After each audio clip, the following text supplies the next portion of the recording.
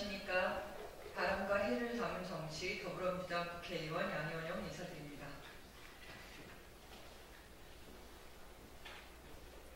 네, 피의사실 공표 위반 혐의 한동훈 국민의힘 비대위원장 고발 기자회견입니다.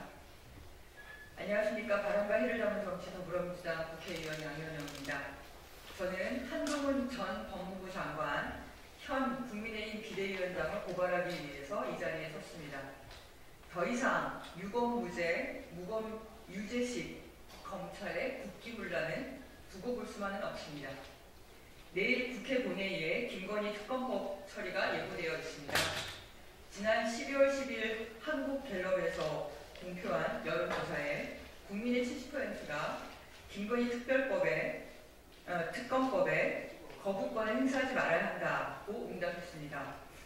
법 앞에 만인은 평등하다는 진리가 국가유지의 기본 원리라는 사실을 국민들은 알고 있기 때문입니다. 이것이 바로 공정과 상식을 바라는 우리 국민들의 목소리입니다. 김건희 여사 공범으로 추정되는 이들의 기소와 재판 과정에서 김건희 여사의 주가 조작 혐의가 드러나고 증거들이 넘쳐나고 있습니다. 이를 충분히 인지했을 수사 당국의 수사는 지지부진합니다. 압수수색은커녕 소환조사 한 번 없습니다. 조국 전 장관의 배우자는 조국 전 장관 인사청문회가 끝나기도 전에 소환조사 한 번 없이 기소한 검찰입니다. 김건희 여사와의 특수관계인 검찰총장 출신 윤석열 대통령과 검사 출신이자 전 법무부 장관이며 김건희 여사와 수백 번 카톡을 주고받는 사이인 한동훈 비대위원장과의 특수관계 때문이 아닌지 국민들은 의심하고 있습니다. 그럼에도 불구하고 한동훈 국민의힘 비대위원장은 김건희 특검법을 악법으로 규정했습니다. 특히 한동훈 비대위원장은 특검법에 담긴 수사 상황 언론 브리핑을 독소조항이라고 언급하고 있습니다. 그러나 한동훈 비대위원장은 법무부 장관 시절 기회가 있을 때마다 피의사실을 공표해온 장본인입니다.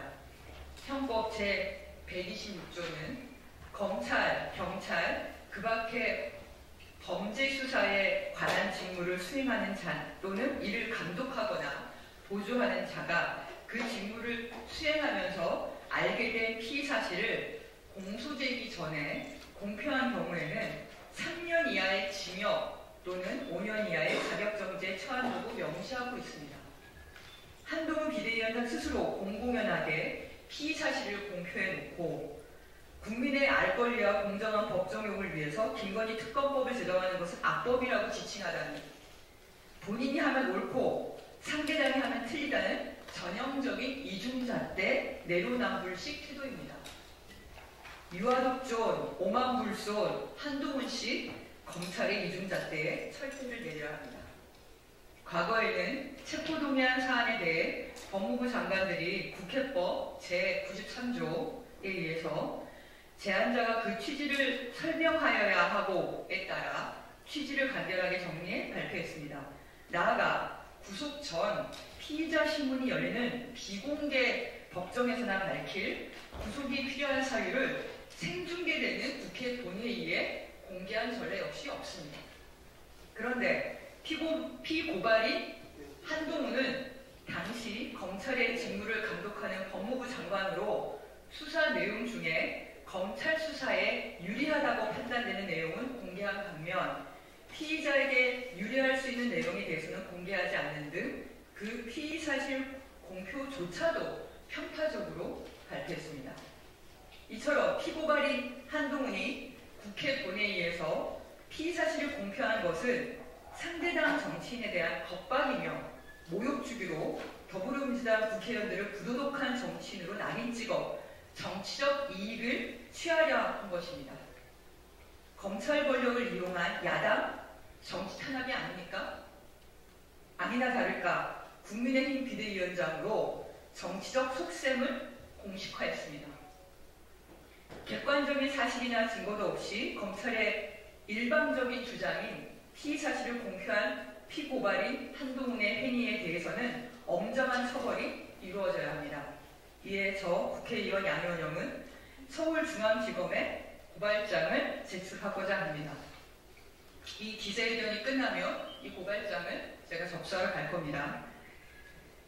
이를 통해서 공정과 상식에 부합하는 법 집행이 이루어지고 국민 앞에 신뢰와 사랑받는 공직자상을 정립하는 계기가 될 수 있도록 피고발인 한동훈에 대한 엄정한 수사와 처벌이 이루어지길 기대합니다.